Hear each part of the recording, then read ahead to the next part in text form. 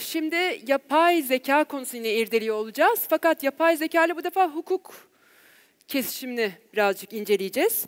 Yapay zeka konusunda birçok yayını bulunan 50 soruda yapay zeka kitabının yazarı ve Boğaziçi Üniversitesi Bilgisayar Bölümü öğretim üyesi Profesör Doktor Cem Say'ı ve teknoloji hukuku ve politikaları konusunda Amerika'da yaptığı çalışmalarda dünya çapında tanınan University of Washington'dan Tech Policy Lab'in başkanı da olan Ryan Calo ile karşılıklı yoğun bir sohbet için sahneye davet etmek istiyorum. Ryan, please.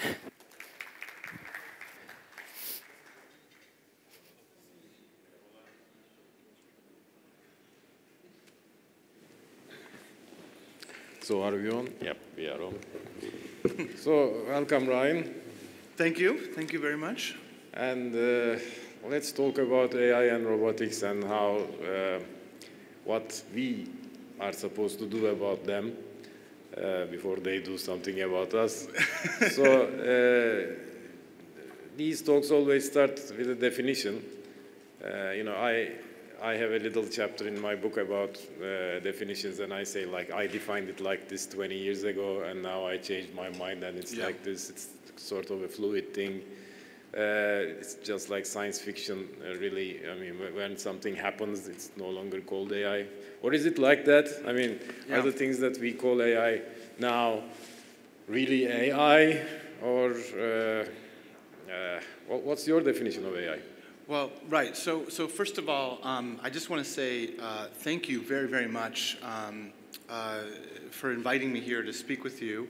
I've really enjoyed getting to know the city and getting to know the country so far, and so I really appreciate TTGV hosting me. I also really like this this format that you have, the layout here. It's very unique. It's not something I've seen before, but the way that you have laid out structured your conversation is very nice. And I'm sorry, my Turkish is really rusty, so we're going to do this in English, but I know from speaking to you that a lot of you speak English, and so I'll try to speak slowly, but I very appreciate your tolerance. So about the question of definition, I'm a law professor. Right? I mean, that's what I do for a living. I teach students about law. And in law, definitions are very, very important. And defining artificial intelligence is very hard and very important, and it has real ramifications for how we do governance, how we do laws. So my own definition of artificial intelligence is as follows. Maybe you disagree, we can talk about it, but I've come to a very broad definition of artificial intelligence where I talk about it and I say, look, artificial intelligence is a set of techniques aimed at approximating some aspect of human or animal cognition. Okay? Maybe you can help translate that, but the idea is that it's a set of techniques. It's not any one thing. Artificial intelligence is not like a train or even like a computer. It is this set of techniques. And the reason that that matters and the reason that defining it that way matters is you have to understand that artificial intelligence can't be regulated the way that an object can. And so in the United States right now, the US government is seeking input on whether or not artificial intelligence should be subject to export restrictions, okay? And it just, to those of us who study artificial intelligence, it seems ridiculous because it's like saying that you can't export math or something, you know what I mean? So in addition to being concerning from a perspective of academics and government and industry sharing information so we can all build better tools, it also just betrays a lack of understanding about the scope of the issue. And so right now there's an opportunity to comment because in our system, the federal agencies put out an idea and you get to comment on it. And many of us are commenting about the impossibility or at least how unwise it would be to have a trade restriction. Similarly, I've been involved with various US senators like Senator Maria Cantwell, Senator Brian Schatz from Hawaii, about legislation, laws that would govern artificial intelligence. And again, the definition is a sticking point. What is it that we mean, right? And so at the stage we are now with artificial intelligence being so broad, the most I've been able to recommend to the US government is that we get better and more expertise about AI, robots, cyber-physical systems, rather than try to regulate artificial intelligence like it were a train, if that makes sense. Yep, right. I mean, so I'm a theoretician really, and I tend to think that like the idea of machines thinking like humans, or like maybe even doing this better than humans, is a theoretical possibility. I mean, unlike lots of people thought in the past, it's not a theoretical impossibility, and I like to underline it. But on the other hand, of course, we are not there yet, and for some aspects of human thinking, it's unlikely that we will even like want that particularly to happen with machines. So, right. Well, you're right, but you know, about the parts of artificial intelligence which are already here, about techniques, software, sometimes robots, autonomous systems, which are already here and like are about like knocking the door, right? We need those regulations, and we need to start thinking about them, obviously, as you mentioned. Well, this artificial intelligence thing, as the first presentation mentioned, actually formally began in a place called Dartmouth College, and you are from that college, although That's true. I wasn't there. I wasn't born yet. I'm an older guy, but I'm not that old. Yeah. So like you are like the #1 expert now. That's right. That's right. Yeah, I got to go to some of the meeting spaces. I mean, on the point about artificial intelligence and becoming like a person, I get asked this a lot. I'm sure you get asked it more than I do. And the question is artificial intelligence going to become conscious and then take over? This is a question that I get. And people like Elon Musk, who was mentioned, I don't speak Turkish, but I heard his name, and I saw a picture of his car that he sent into space. He goes around telling people, you know, this is going to be mankind's last invention, you know, meaning it's over, and that robots are going to take over.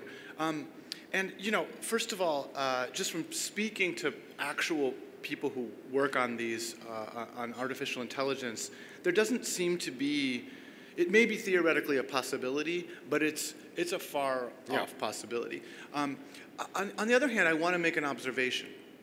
The people who are practicing artificial intelligence, who are making artificial intelligence, people like Jan LeCun at Facebook, who I've been on many panels with, they will disparage, they will criticize arguments about artificial intelligence becoming like a human being, and they'll say, no, artificial intelligence is really in its infancy, it's just a baby, a lot of it's broken, we don't understand how it works, we have to understand intelligence. You've heard this a bunch today, we have to understand intelligence better before we can make artificial intelligence. And so they will criticize people who say that artificial intelligence will become like a person.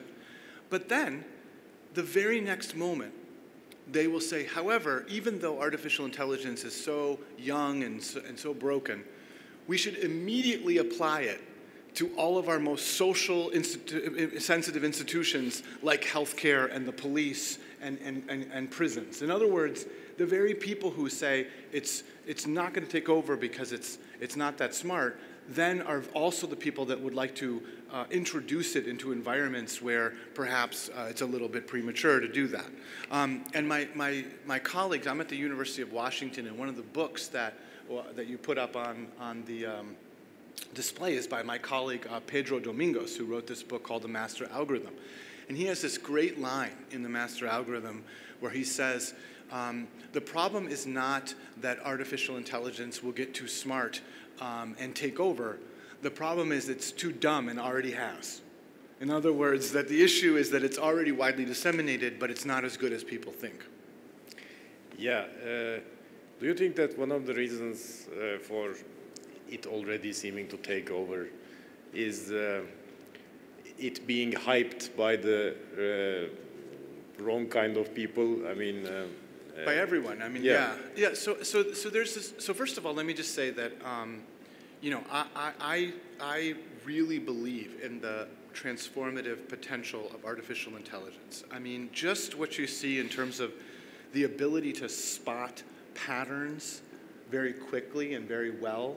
There are countless applications in which that is incredibly useful. I was talking to one of the speakers about an application where the system would be able to tell if a material were metal versus plastic.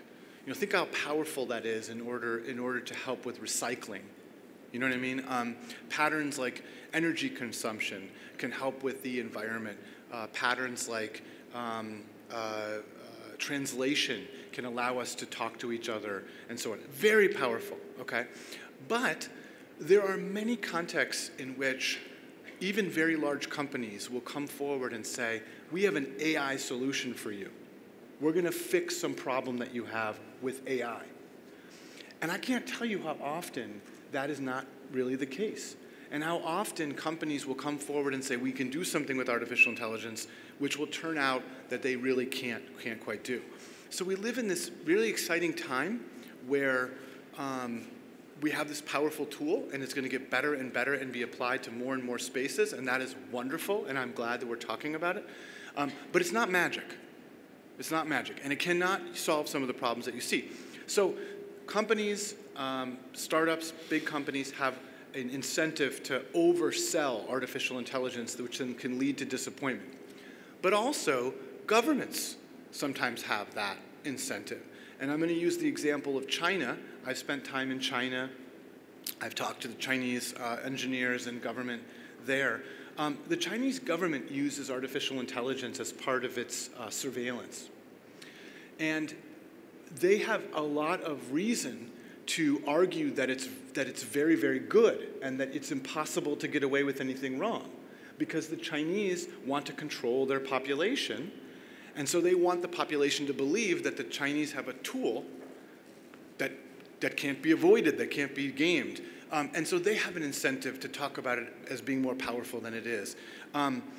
Meanwhile, all of us citizens and residents of the world, we might be getting an inaccurate mental model, meaning an inaccurate idea about the technology because of these efforts. So again, very powerful, very important, very transformative, but unfortunately a lot of misstatement, a lot of overstatement is occurring as well. Yeah, I have two local examples about that sort of thing. One of them I remember, like we had a big important election this summer, and the counting of votes, I mean, whether they are done properly or not, is an important issue in Turkey. And one of the opposition parties was pretty serious about this time, this particular election. And a few months before the election, the guy who was in charge of, making sure that the votes are counted properly in that party, said, and I'm quoting the title, well, don't worry, if necessary, we will use artificial intelligence to count the votes, and even the official body will learn it from us. And then on the night of the election, that party's, computer system didn't work, and I don't know, was it hacked or probably that was the first time that they were testing it online with real data, which is always a bad idea.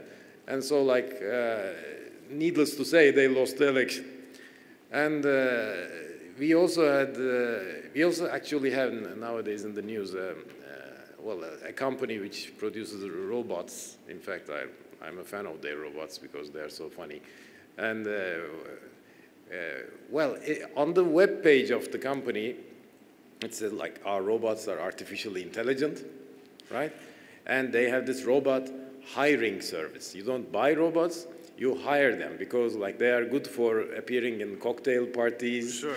And carrying the tray, and I don't know for what else, but and they are artificially intelligent. So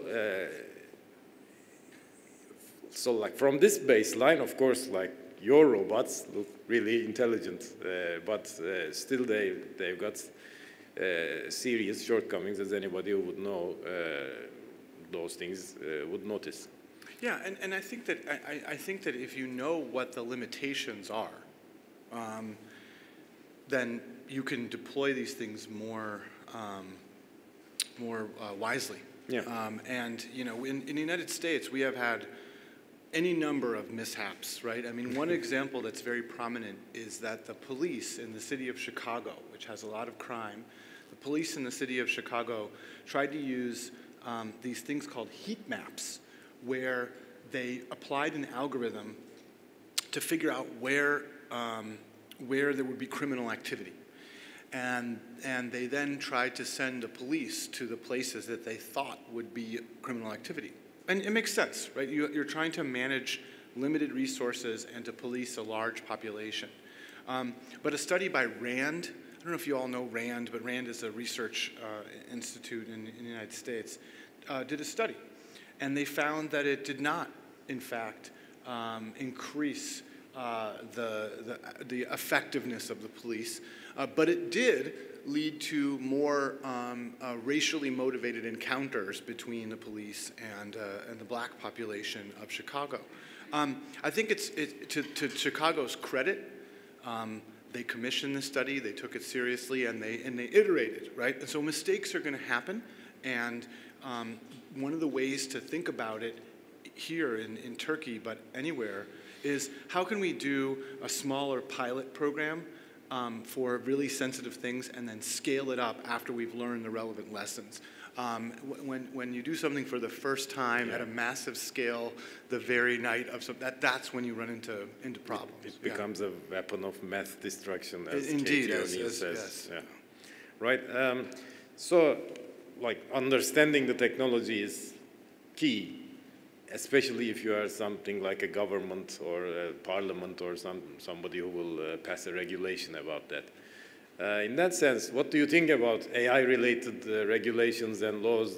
One that comes to mind is the European Union's Explainability Act, which seems to be unimplementable depending on how you read it. Could you give some information about that to our audience? Yeah, I'll give you a couple of examples. So the example that you're talking about is that under the GDPR, the new privacy and data protection framework in Europe, there is this ostensible, that is to say this promised right of explainability. That is, if you have a decision about you that's made by a corporation or government, that you have a right to understand how the system came to that decision.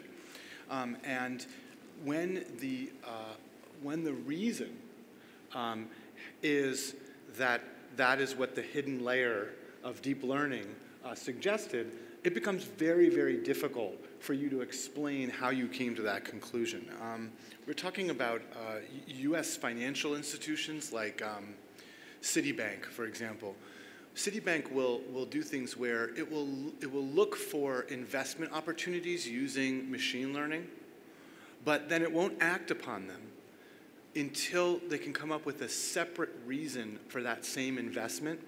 And the reason is because U.S. law requires you to be at all times able to explain your investment decisions to your investors. And they fear that by using machine learning, they will not be able to do so. Now, maybe all the Europeans mean is that you have to explain basically how it works at a high level, you know, in which case it's possible it could work. But if it's meant seriously, then it means that decisions will not be able to be made using things like deep learning. You know, the places that I think that regulation is needed today, so regulation is not, you know, top-down regulation is not what an early ecosystem needs, right? No. I mean, you worry about it. You worry about, I worry very much about over-regulating, about too many laws, and like the trade restriction that I mentioned, or what the Europeans are doing. But there are certain places where you just can't responsibly deploy artificial intelligence without regulations in place. And one of the things I would mention would be autonomous vehicles. Yeah. Right? You know, you don't let people go on the road with vehicles that are regular vehicles without making sure that they fit some basic standards. The problem is that we don't have at the moment fully articulated regulatory standards for how safe a vehicle, an autonomous vehicle, needs to be, a driverless car, and the methods. We don't even really have the methods by which to indicate. I mean, so when we talk about plane travel, flying in the United States, the Federal Aviation Administration requires that every single component of a plane that is mission critical, that has to do with the safety of the plane, has to be tested over and over and over again. It can only have a failure rate of 10 to the -2, which is a huge, huge number, right? And we have to come up with all these methods to unit test to make sure no such thing exists right now for driverless cars. Is it 10 to the -2? Because that's only 100th. Maybe I'm getting the math wrong, but it's in a huge number. Yeah, okay. Remember, law professor. Oh, right. Yeah. It's a huge number where you have to have millions and millions and millions of tests, right, to make sure it doesn't fail, but for once in a billion times. Okay. Yeah. Yep. Right. Once in a billion feels safer now, because I was about to cancel my airline. You're flared. Yeah, exactly. Don't. Yeah. don't use me as a source for math, but yeah. I mean, and so there are certain places where we can all agree that regulation is needed and needed now, and other places where we can agree that it would be premature. And the question is, what are the ends? What are the borders there? What are the end marks? Yeah. Well, yeah. So what do you think are the regulations or laws or whatever that basic autonomous cars should obey? Okay, so first of all, at the moment, we have a state-by-state approach, because the U.S. has a federal system. We have federal laws, and then each state, 50 states, can all come up with their own laws. And the way that the states have approached this is very, very few of them have laws, and the ones that do are all about how much testing you need to do. Oh, okay. And that makes a lot of sense. And so in Nevada, I worked with the state of Nevada to do the first driverless car law. As a matter of fact, I didn't initially work with them. This is a funny story, if I may. Yep. So the state of Nevada, U.S. state of Nevada, had the first law about autonomous vehicles.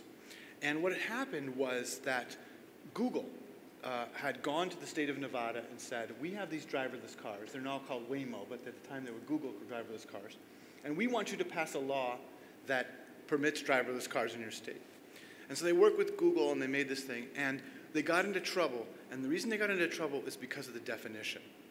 So working with just working with Google, they came up with a definition, and they said a car is autonomous any time that the vehicle does something that substitutes for what the driver would do.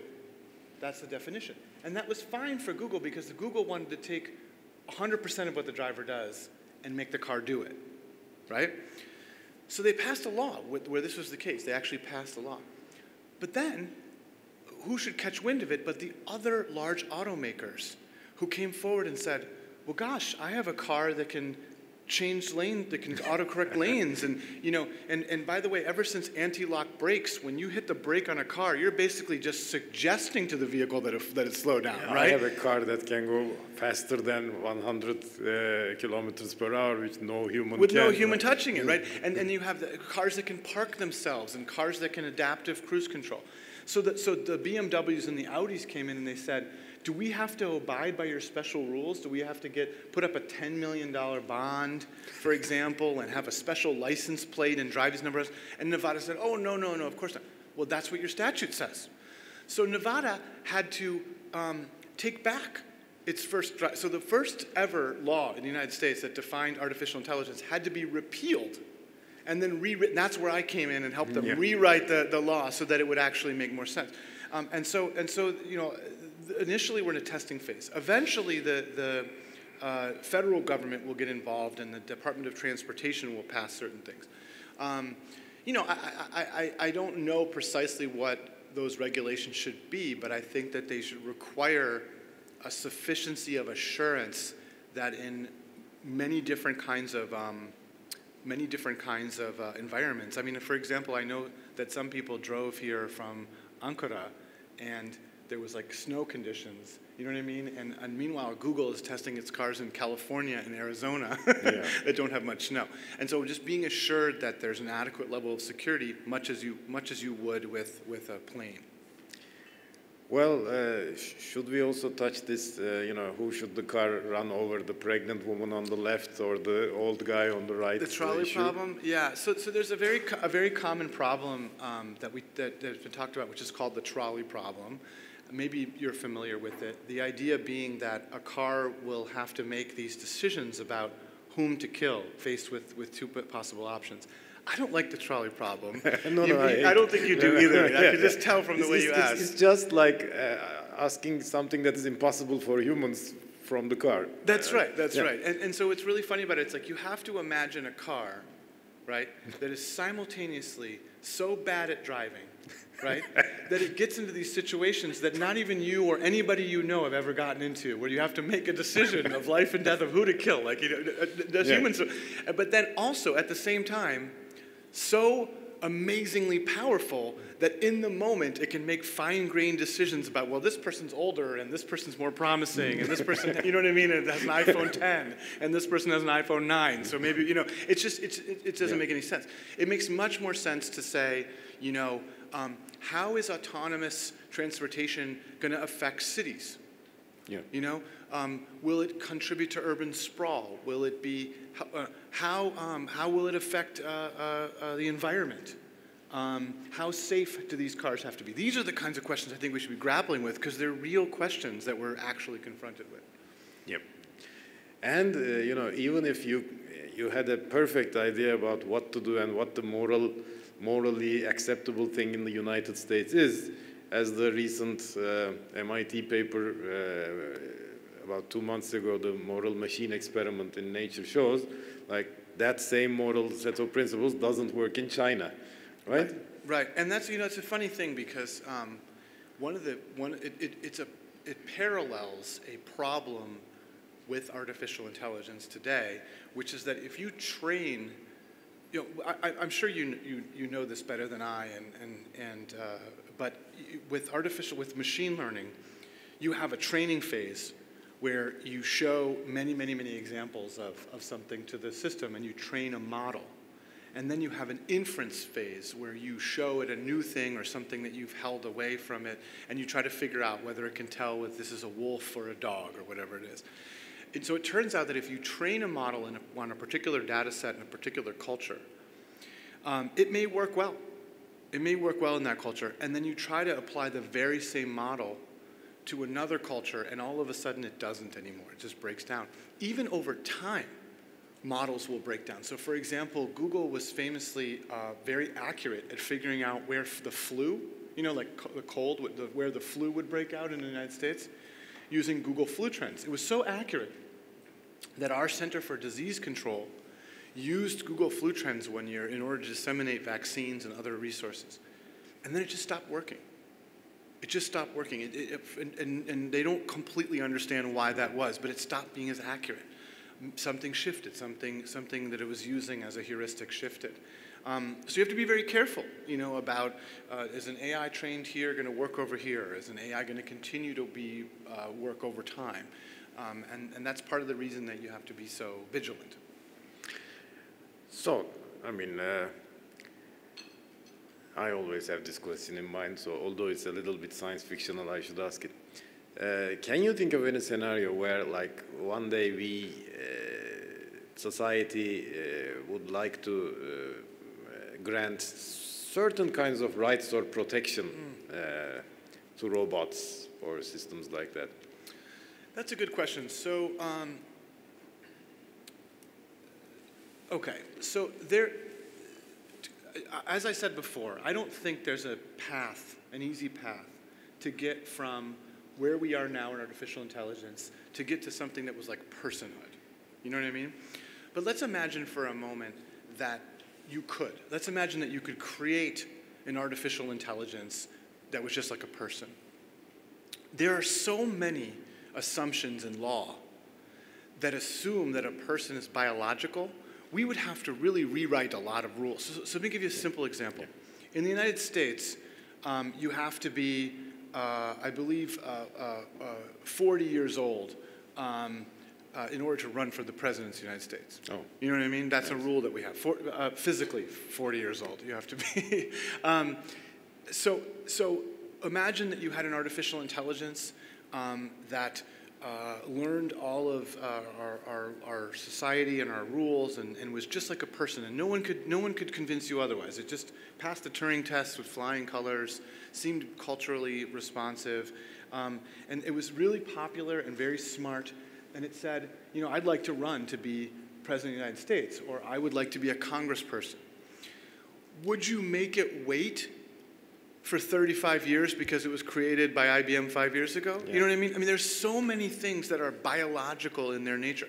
And so it's going to be very difficult to do that. Now, that said, because there may be limited instances where it makes sense to protect robots, not for the sake of the robots, but for the rest of our sake. Yep. And the reason is because we tend to anthropomorphize robots. You know, of course, we tend to treat them as though they were really people. And the slide about Eliza, you know, Eliza was this amazing creation that the creator, and I apologize if you said this and I missed it, but Joe Weizenbaum, the creator of Eliza, he was very disturbed by the ways that people interacted with Eliza. His graduate students would stay up all night telling Eliza all kinds of things about their life that was really disturbing. I mean, and they're all recorded, by the way. All recorded in a transcript. And he was so disturbed that he wrote a powerful book that was critical of computing and artificial intelligence as a result of his concerns about Eliza. But the basic idea is that we tend to treat anthropomorphic machines as though they were really human. And there are many examples of this. For example, there was a study that showed that people are more charitable if you put a robot in the room with them because they think the robot is judging their charity or not. There are studies that show that you know how like human beings are more likely to be reciprocal? And so if I tell you something about myself, you're more likely to answer a question about yourself. Well, there was a study that shows that's also true of robots. If a robot says to you, I was made in 2007, when were you born? You're more likely to do that. So because of the ways that we anthropomorphize robots, there may be situations in which we might want to have policy decisions that reflect that and understand that. For example, it turns out that there is a close correlation between people who abuse animals and people who abuse children. People who harm animals also harm children at a higher rate. And it's such a close connection that there are many jurisdictions in the United States that have a rule. And the rule says, if you are police and you respond to an example of animal abuse and there are children in the home, you automatically call the Child Protective Services because of that association. You could imagine a world in which if people are doing horrible things to robots, what kind of person does that? What kind of person would harm something anthropomorphic? Especially right? A child robot. A child robot, for example, that you might want to say society should watch that person. It's not for the sake of the robot. The robot is just code and machine, but it's for our sake, right? It's for our sake because it becomes a way to see who in society is problematic. So I'm not going to say that we should never have rules that have to do with, that almost approximate. But another thing, too, is that there might be reasons why we would want, one question I know that Celine is studying, and you should ask her about if you get a chance to, is under what circumstances can machines enter into binding contracts? Yeah. Right, and you're supervising her work, and you know about it. And but that's another one. This sort of thing is almost happening now. It is happening, and that's a critical question. We heard from an artist about an amazing project that creates poetry, and we have questions around where should the money go, but also who owns the copyright in that? How do we incentivize creativity in a world where machines are a part of that creativity? And so these are all places where we might assign a kind of right to a robot, not for its own sake, but because it is otherwise a smart idea to do so because it helps some other aspect of our economy or our society. But isn't that the general idea about giving rights to other humans as well? Well, I mean, wasn't that one of the debate. logical arguments when people said, you know, let's have black people also have some rights? Yes, because, yes. I mean, so that's a fascinating question. So there is still to this day a bit of a divide philosophically about the reasons that we confer rights, right? Yeah. I think that in my own view, and I think in a lot of views, we do so because there is an intrinsic value in that. You know, there's something about being human that means that we deserve, that's what we call them, human rights. You're a biological chauvinist? Well, you know, but maybe not. Maybe we do it. Maybe in the end we do it because it has some other kind of advantage.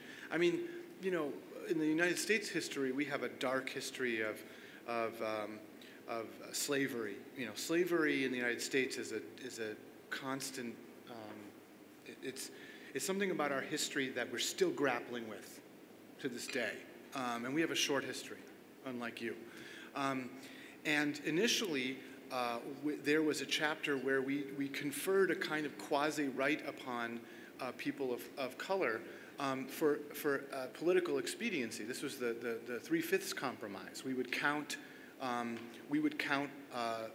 black people only 3/5 for purposes of figuring out what representation. How did they come up with that fraction? Yeah, that was what it was an attempt to placate the North and the South, and the South was worried about. And my point is that was a conferral of a kind of a recognition for political purposes. But I hope that later on we came to a place where we liberated slaves and outlawed slavery, eventually rendered the Jim Crow laws unconstitutional because of the intrinsic humanity of these people. And the truth is that I don't even see that in the same universe. I think a better analogy is animal rights. Yeah. You know, yeah. They are closer, Yeah, I mean, animal rights is something where, you know, I think there's a genuine segment of our population that thinks that we only confer rights on animals because of the way we feel about animals. And others who think that we confer rights upon animals because of the intrinsic value of life. Yeah.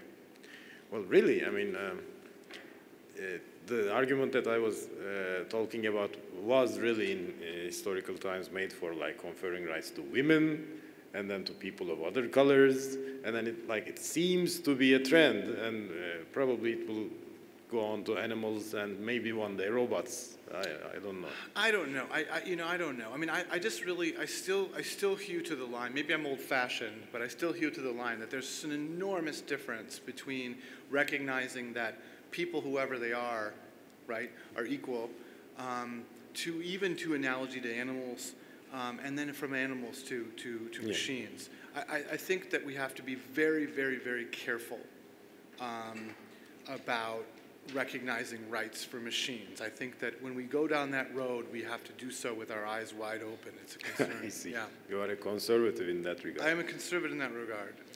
Okay, so finally, since you know Nick Bostrom, I do know Nick, yeah. And I don't know if our audience knows about Nick Bostrom, but he's this Oxford? Yeah. Yeah, he's this Oxford philosopher who, is famous for thinking about scenarios about how the world can end, right? He's an expert on the world ending.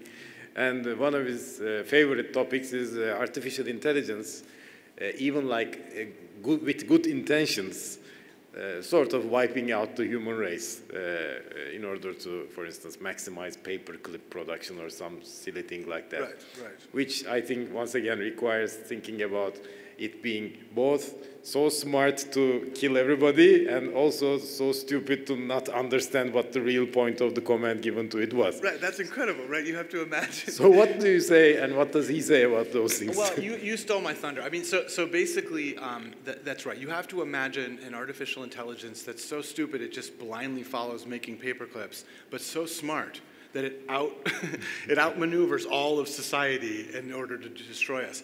I mean, another basic point about Bostrom. I mean, I don't know him socially. I've been on a number of panels with him. I disagree with his work. One thing to know about Nick Bostrom is that immediately his last theory that was very prominent, and people have short memories, but 10, 20 years ago, what Nick Bostrom was talking about was the fact that all of us right now are in a simulation. Yeah. And the simulation was created in a computer by our distant, that we descendants. are the descendants, our distant descendants.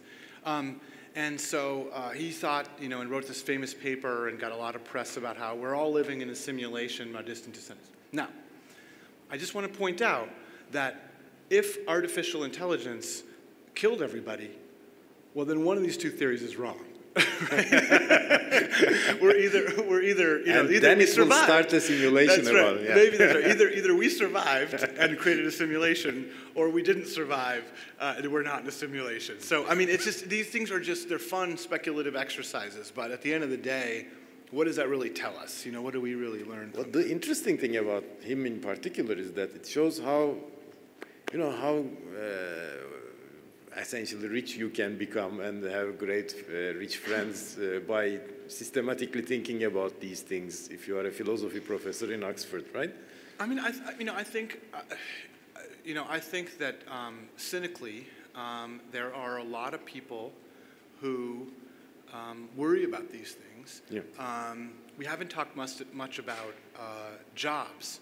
And what's a really interesting thing is that so a much more credible concern to me than artificial intelligence is going to kill us and turn us into paperclips. A much more credible concern is that as these systems get better and better, there will be less and less of a need for human labor. Yeah. Right? That's a very credible assertion. What's so interesting to me about that conversation is it's something where it might be the reverse in the developing world. In other words, there's a probably very good case that if Turkey, for example, were to continue to innovate around artificial intelligence, that would very much create jobs here.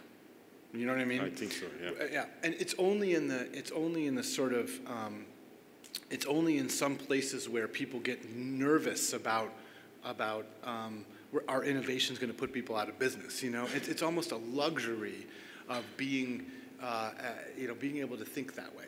Our scientists created yet another wonderful system. What shall we do? Exactly. It's such a so I think similarly worrying about artificial intelligence killing everybody is a luxury, right? Yeah. I mean, we have to think first about will people get hurt? Will people have biased decisions about them? You know what I mean? Will some people lose their job and some people will be displaced? Are we going to retrain them? Right? It's only if you're like a super rich person or a person with tenure or something like that that you can sit around thinking, like I wonder Elon Musk. Yeah, exactly. I wonder whether or not. I mean, Musk is such an interesting example. I mean, I've also met Elon Musk a number of times, and I've seen him say to people things like, artificial intelligence is, you won't be afraid of artificial intelligence until the robots are going door to door and pulling people out and shooting them. And I thought to myself, when he said this, I thought to myself, Musk, you actually literally did make an artificial intelligence that did kill someone. Do you see what I mean? I mean, he made a car that couldn't detect a big white van against a light sky, and someone died. You see what I mean? And so it's such a disconnect, talking about AI is going to kill us and making AI that kills people at the same time, So I do think it's a luxury to be able to speculate. It's almost like a kid's story to scare kids, you know what I mean? Instead of, and I think it distracts from the real issue, which is how do we channel this technology that's so powerful in the public interest? Ryan, thank you very much for this great talk. Oh, that went so fast. Okay, well, thank you very much. I appreciate it. Thank you. Thanks. Are there questions from the Time for audience? questions? Şimdi kısa bir aramız olacak ama sorunuz varsa tabii if you have any questions, you can ask. Mager has a yes. question Well, already. yeah. Okay. I have a question. Like when you talk about artificial intelligence, you mostly compare it to a real person, but not to a legal person like in companies we have. So what do you think about it? Because I think more like it's going to be accepted as kind of a company, because this is like the rights of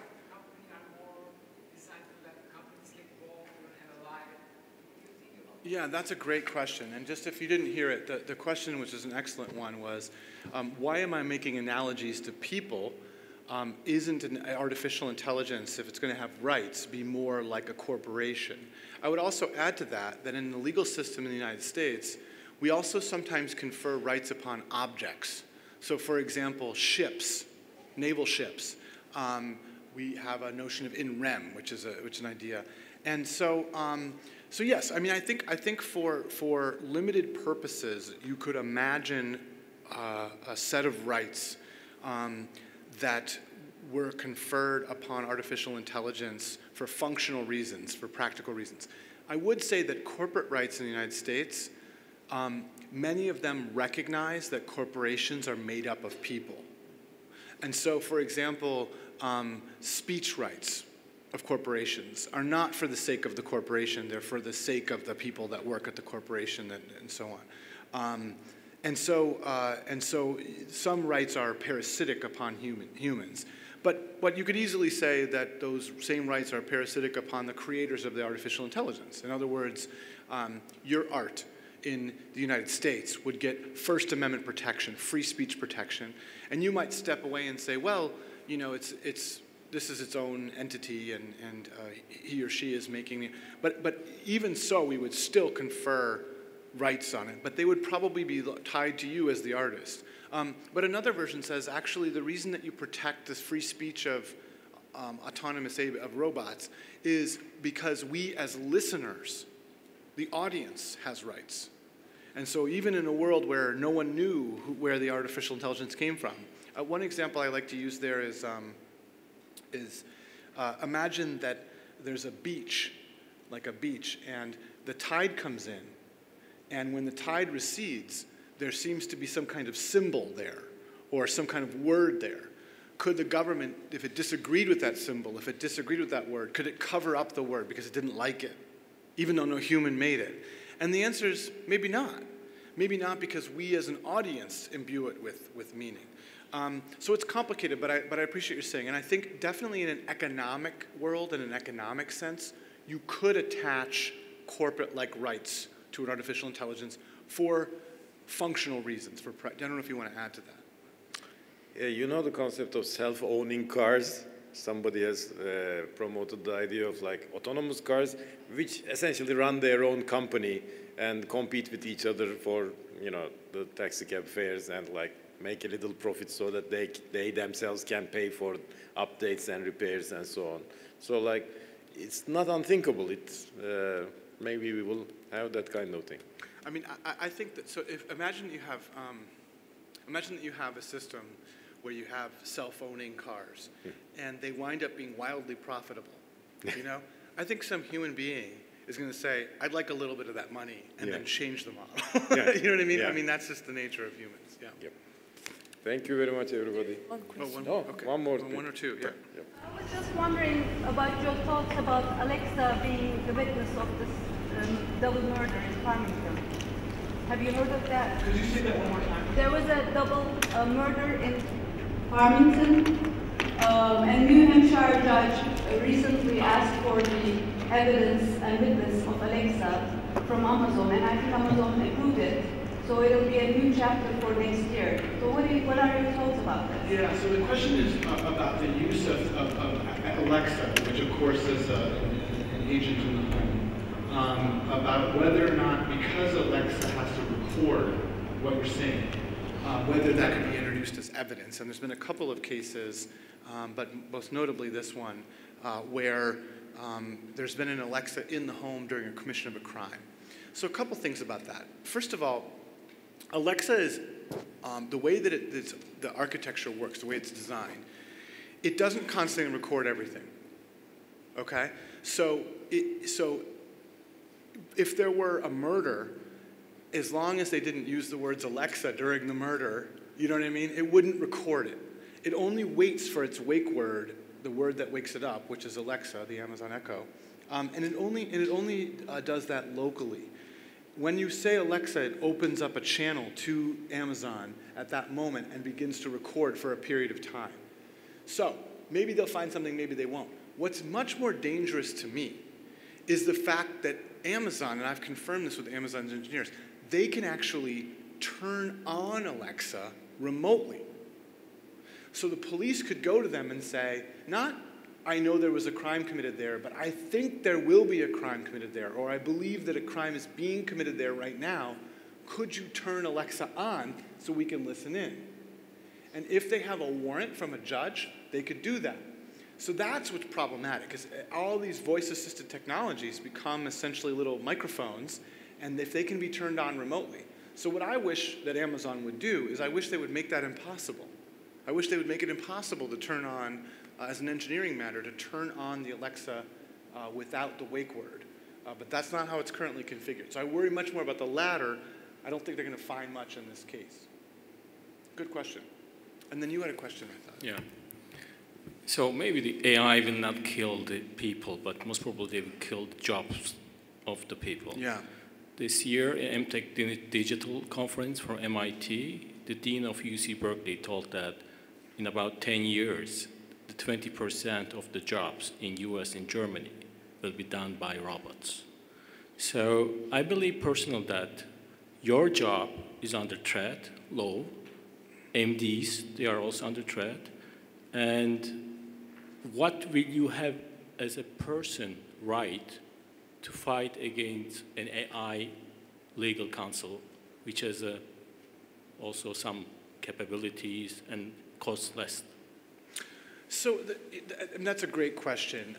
So first of all, everything I've seen about the capabilities of AI in my own area, which is the law, is that at most they will replace low-level activity, like document review. You know, if we have a big litigation and you send a lot of documents to me and I need to figure out what's in them, that kind of thing will happen. Certain kinds of legal research where you try to figure out what have judges said about this question in the past.